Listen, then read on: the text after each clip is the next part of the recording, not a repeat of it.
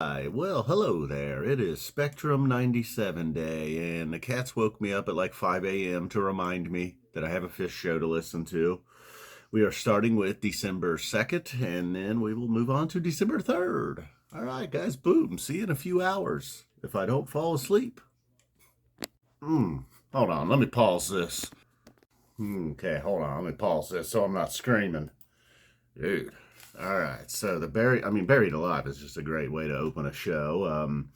It's a fun little instrumental, I suppose. It kind of always reminds me of that movie Tremors. I think it was Tremors or Aftershock. What was that movie called? You know, there's like the little monster was underneath the ground and you just always see it coming.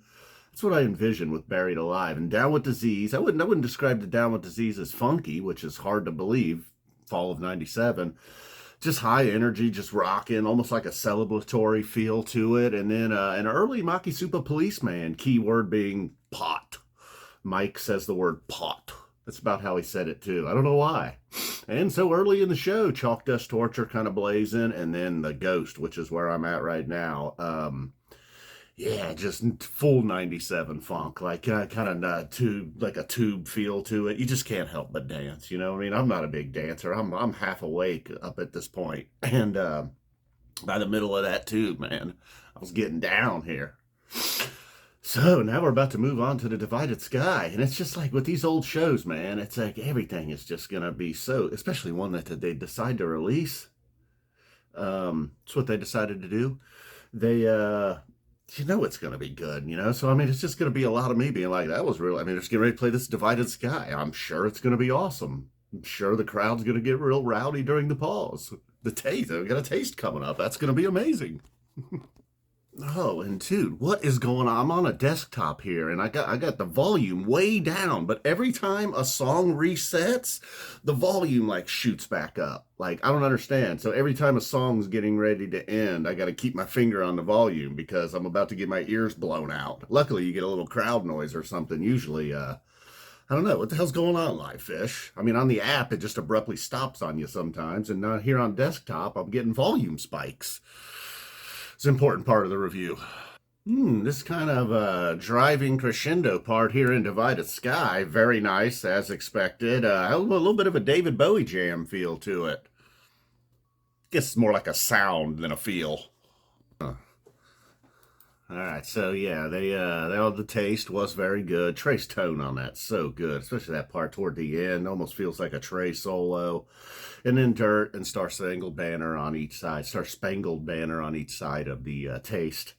This Mike song opening up the second set. It is still the sun is still not up here, and it is never too early for a Mike song. The first part of this jam, 10 or 11 minutes, just some of the angriest funk you will hear. Fishman just riding the hell out of the cymbal at one point. Then Mike, I mean, it's Mike's song, so Mike's got to get involved. And now here I just paused it here towards the second half of the jam, and Trey's starting to play a little ditty for us. And it's calmed down now. You still hear Mike's bass back there, and every now and then Fishman doing some work on the cymbals. It still gives it a little bit of an angry feel to it. Love that about Mike's song. All right, and I said we got Simple coming up. Whew, 14-minute Yamar. Let's do it. We'll be back. Oh, yeah. Keeping Mike angry, my friend. Ending here very strong towards the end of the Mike song. They go back into a more recognizable finish to Mike. And Mike's song, that is. And oh my God, Trey. It was almost just like some heavy metal action there. Whew, how they going to turn this into a simple now? I mean, they've got me a little pissed off.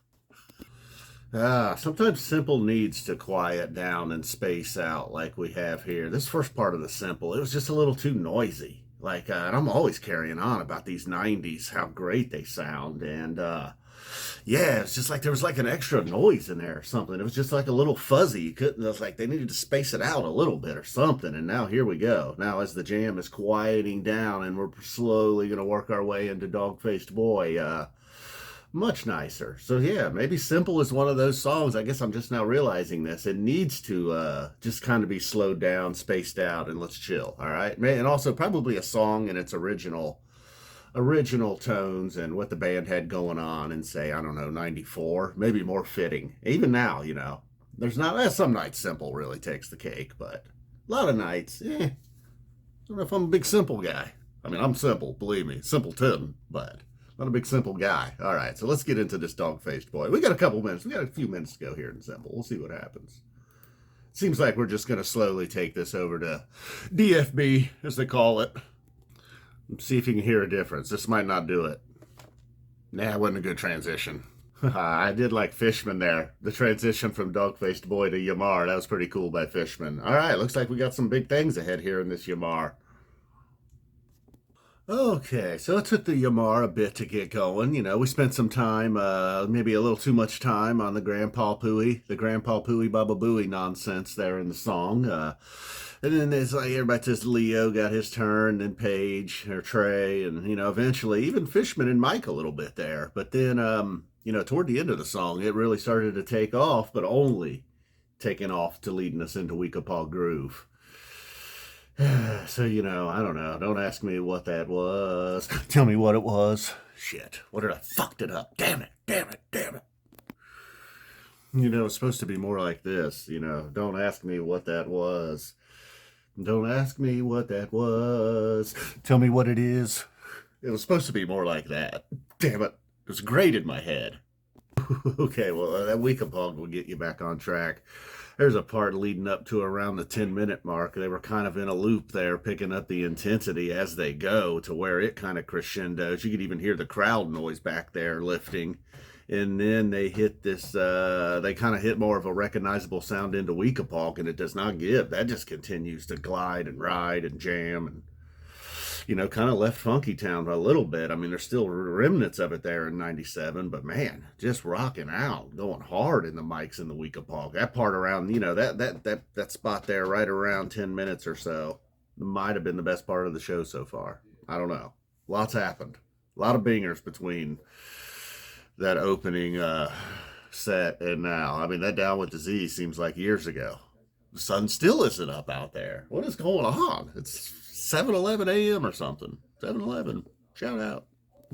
All right, so a quick trip into bouncing around the room after that monster Weekapaug groove, and then the character Zero. I don't know what is going on with the vocal. Very deliberate, like, I was taught a month ago. Almost sung like that by Trey, so I don't know what's going on with that. Felt like we got a little chuckle from him there.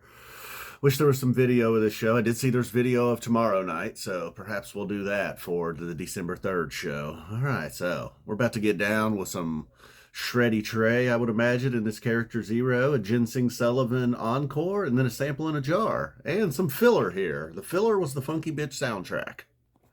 Oh, well, for you it'd only be about 8 minutes or so, but I feel like I've spent all morning with you here. We had a lot, you know, we had some big jams, we had bong hits, we had jokes that bombed, and now we have a goodbye during Sample in a Jar. I gotta say, I'm team Sample in a Jar over Character Zero. It is official at this point. Especially that part when he's dancing with the Limu Emu up in B. Moore's bed. Boom. Love you guys. We're out of here. December 3rd, coming soon.